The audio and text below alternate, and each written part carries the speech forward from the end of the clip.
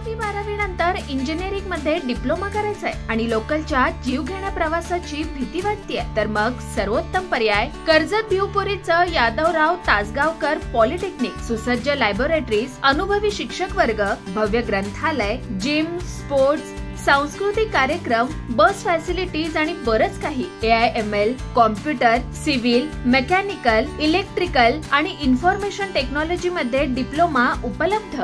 राज्य माझा न्यूज, आपल्या हक्काची डिजिटल वाहिनी. मागच्या 2-3 महिन्यापासून बदलापूर पूर्व आणि बदलापूर पश्चिम या ठिकाणी विजेच्या कमी जास्त विद्युत दाबाचा तसेच सातत्याने वीज जाण्याचा प्रमाणात वाढ झाली होती आणि नागरिक हैराण झाले होते. हे लक्षात ठेवून या ठिकाणी अनेक आंदोलनं झाली, अनेक मोर्चे निघाले, अनेक शिष्टमंडळं गेली, परंतु त्याचा काही उपयोग झाला नाही. दिवसेंदिवस लाईटचं ट्रिपिंग हे वाढत चाललं होतं. हेच लक्षात घेऊन सन्माननीय आमदार किसन कथोरे यांच्या नेतृत्वाखाली काल मंत्रालयामध्ये MECBच्या अधिकाऱ्यांची म्हणजे डायरेक्टर ऑफ MECBचे आणि त्यांचे सगळे अधीक्षक अभियंता CE पासून तर सर्व अभियंते ह्यांची बैठक आयोजित करण्यात आली होती.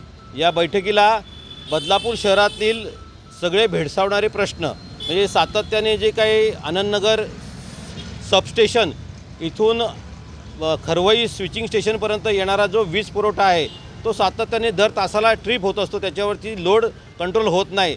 याच्यावरती मार्ग काढण्यात आला.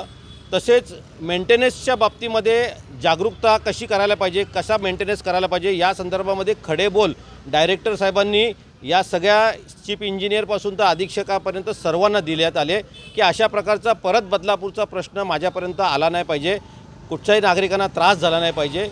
आणि दुसरं महत्त्वाचे की बदलापूर शहराला नवीन 50 ट्रान्सफॉर्मर कालच्या आमच्या या आमदार साहेबांच्या मागणीमध्ये देण्यात आलं. खरं तर बदलापूरची लोकसंख्या आणि बदलापूरच्या लोकसंख्येला आधारित असलेले रोहित्र म्हणजे ट्रान्सफॉर्मर यांची संख्या जवळजवळ 125-150च्या पेक्षा जास्त आहे. तर आपल्याकडे 50 ट्रान्सफॉर्मर हे असले पाहिजेत. त्याकरता तातडीने बदलापूर शहराला आणि या विभागाला 50 नवीन ट्रान्सफॉर्मर देण्यात आलेले आहेत. आणि या ठिकाणी असलेले कंडक्टर, या ठिकाणी असलेल्या केबल्स, जे काही दुरुस्तीचं सामान लागणार आहे ते सर्व सामान बदलापूर शहराला देण्यात येत आहे.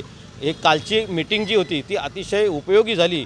ही मीटिंग जर काही 3 महिन्यापूर्वी किंवा 4 महिन्यापूर्वी झाली असती तर बदलापूरमध्ये हा प्रश्न लाईटचा उभा राहिला नसता असं मला वाटतं. परंतु आमदार किसन कथोरे आणि आमचे सर्व नगरसेवक या ठिकाणी त्या बैठकीला होते आणि अतिशय पॉझिटिव्ह चर्चा होऊन तातडीने निर्णय घेण्यात आलेले आहेत.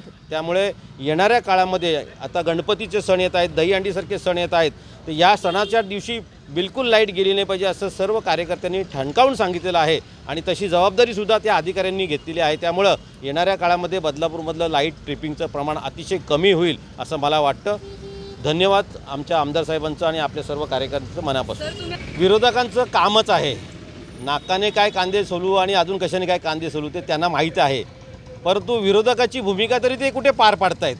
खरं तर ज्यावेळेस या ठिकाणी प्रश्न सुटत नाही असं लक्षात आले, इथले जे अधीक्षक अभियंता जे आहेत काटकर यांच्यातून प्रश्न सुटत नाही, त्यानंतर आम्ही सीईंची भेट घेतली.